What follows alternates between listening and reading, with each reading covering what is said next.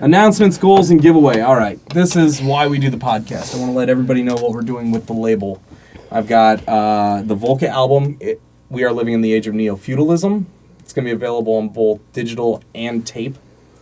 And when the tape is done, I'm recording to tape, so you will get an actual analog transfer.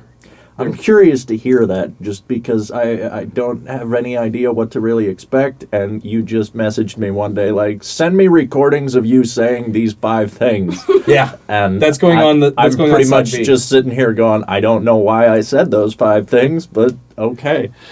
Yeah, well, I'm going to load those in. Pass me that white box there. I'm going to load them into this, and this is called a Volca sample. And I'm going to drop your samples in there, and I'm going to use those 5 things in a musical way. All right, the next one is Best of Freeform Fridays. I am stuck. Do you guys have a favorite? Does anybody have a favorite Freeform Fridays that they've seen? I like the Iron Man one. Yeah, because it's the most recent. That's the hard part with these. No, you released one the other day. Yeah, watch out for Yesterday. Iron Man was last week. This week was... Bullet the Gates. Bullet the Gates is really good. That's a good solo on that one. That one's up there for me. My favorite one overall, it was one when you had the harp player. There was one particular tune that just had this very sinister sort of underground grotto vibe going on. I can't remember the name of it, but I absolutely loved that one so much. Underground Sinister. It's somebody at the door, I think. Who's at the door? Maybe. I'll put a card in. Yeah, that one's pretty good. Though she didn't like that one, I don't think. We're gonna do for in addition to the Best of Freeform Fridays, we're gonna do a little mini documentary. So, Greg, this is the last time I have you on camera. So please, what has your experience working on Freeform Fridays been like?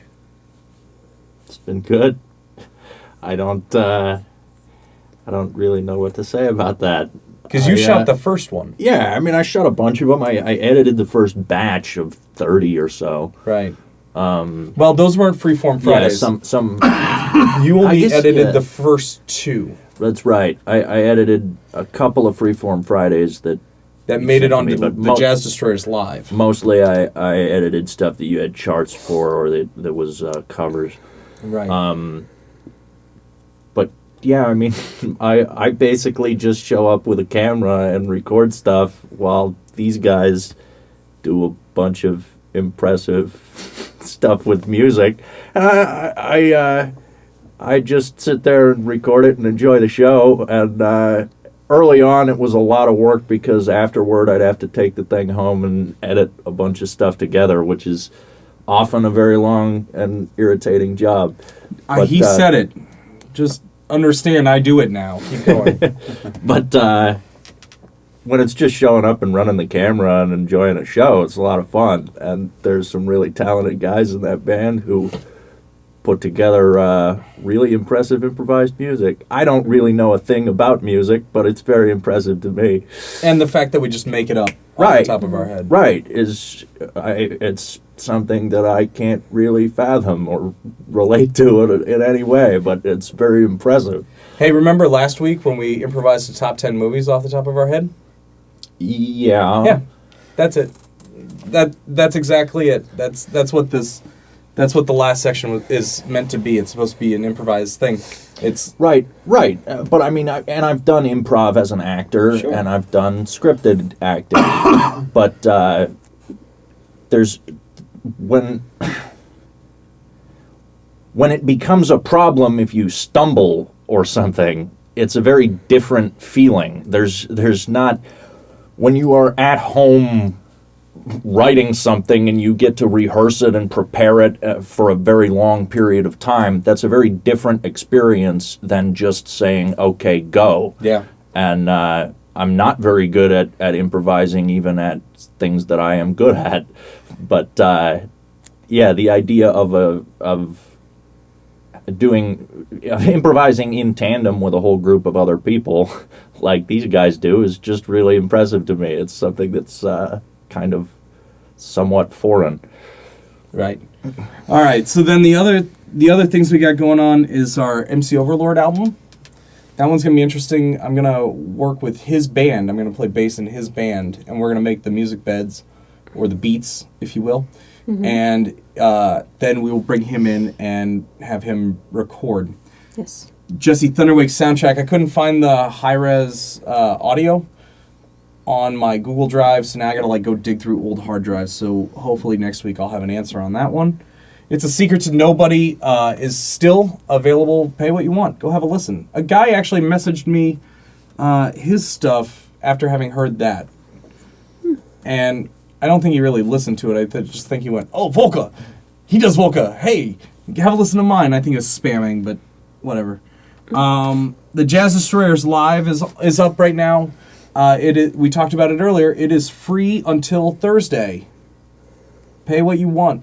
Free until Thursday. Thursday it's going back up, but this time it's going up to 10.